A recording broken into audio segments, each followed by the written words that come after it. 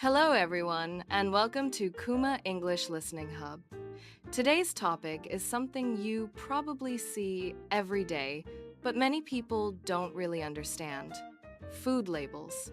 If you buy snacks, cereal, yogurt, bread, or drinks, you have seen a nutrition label and an ingredients list. But what do all those numbers mean? And how can you use them to make smarter choices? Don't worry, this episode is a simple, practical guide. We will talk about serving sizes, sugar, salt, fats, and the ingredient list. You do not need to be a diet expert. You only need a few clear rules. Let's start with a quick question. Have you ever bought a healthy snack and later you noticed it had a lot of sugar? Or maybe you drank a bottle of juice and thought, it's fruit, so it must be good. But then you saw the label and it looked like a soda. This happens to many people because food companies use smart marketing. They put words like natural, light, high protein, or no added sugar on the front of the package. But the real information is usually on the back or the side. The label can help you compare products and avoid surprises. Now, food labels are different in each country, but many parts are similar. Most labels have a serving size, calories or energy, carbohydrates, including sugar, protein, fat, salt, or sodium, sometimes vitamins and minerals. And there is also an ingredient list. Today, we will focus on the parts that matter most for everyday shopping. First, serving size. This is one of the biggest reasons people misunderstand labels. The label does not always show the information for the whole package. It often shows information for one serving. But the serving size can be smaller than you think. For example, a bag of chips might say 1 serving equals 30 grams, but the bag might be 90 grams. That means the whole bag is 3 servings. So if you eat the whole bag, you need to multiply all the numbers by 3. Calories, sugar, salt, everything. Let's do an easy example. Imagine a chocolate drink. The label says, serving size, 200 milliliters, sugar, 12 grams. But the bottle is 400 milliliters. If you drink the whole bottle, you get 24 grams of sugar. That is double. So when you read a label, always check the serving size first. Then ask yourself, how much will I actually eat or drink? Second, sugar. Sugar is a very common hidden ingredient. Many foods that do not taste very sweet still have sugar. For example, some bread, sauces, yogurt, and breakfast cereal. When you look at the label, you might see total sugars. Sometimes you also see added sugars. Total sugars means all sugars in the food. Added sugars means sugar added by the company. Fruit has natural sugar, so fruit yogurt can have sugar from fruit and also added sugar. Added sugar is the one many people want to limit. How much sugar is a lot? Different health organizations give different advice, but a simple rule is this. If one serving has more than 10 grams of sugar, take a closer look. Sometimes it is fine, but sometimes it is a dessert pretending to be a healthy snack. Also, remember the serving size. If you eat 2 servings, you eat double sugar. Now let's talk about names for sugar. Companies do not always write the word sugar. They may use other words like syrup, glucose, fructose, dextrose, maltose, honey, cane juice. These are still types of sugar. So if you see many of these in the ingredient list, the product may be very sweet, even if the front says healthy energy. Third, salt or sodium. Salt is important for taste, and our bodies need a little. But many people eat too much salt, especially from packaged foods. High salt can be a problem for blood pressure. When you read labels, you may see salt or sodium. Sodium is part of salt. Sometimes labels use sodium because it is used in science and medicine. A simple idea. Compare similar products. If you are choosing between 2 soups, check the salt or sodium. If one has much less, it may be a better everyday choice. You do not need to choose the lowest number every time, but labels help you notice big differences. Fourth, fat. Fat is not always bad. Our bodies need fat, and fat helps us feel full, but there are different kinds of fat. Some labels show total fat, saturated fat, trans fat. Saturated fat is the type we try not to eat too much. Trans fat is the one many people try to avoid completely. In some countries, trans fat is reduced or not allowed in many products, but it can still appear. If a label shows trans fat, it is usually better to choose a different product. Another important point, low fat does not always mean healthy.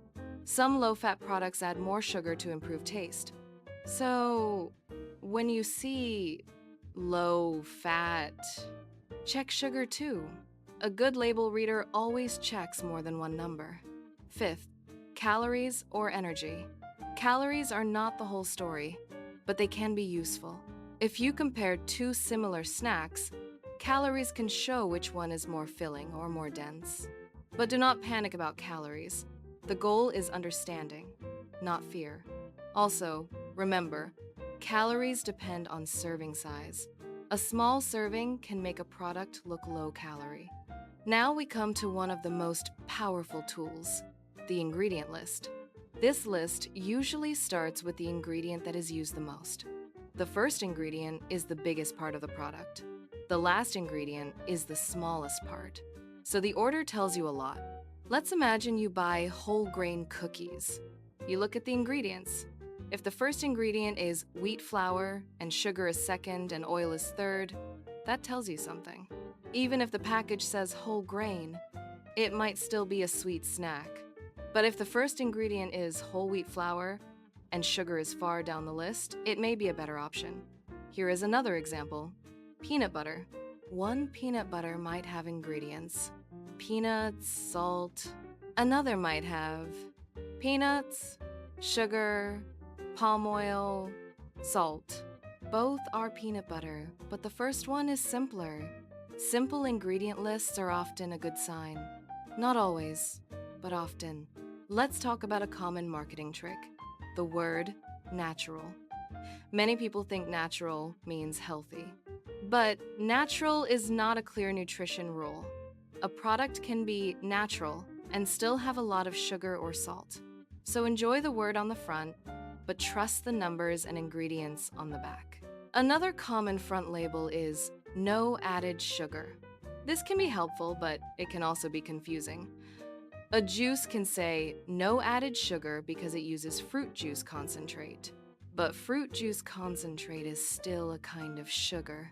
The product may still have a lot of total sugar, so always check the total sugars number. Now let's practice with a small shopping story. Imagine you are in a supermarket choosing breakfast cereal. You see two boxes. Box A says Fitness Crunch. Box B says oats and nuts.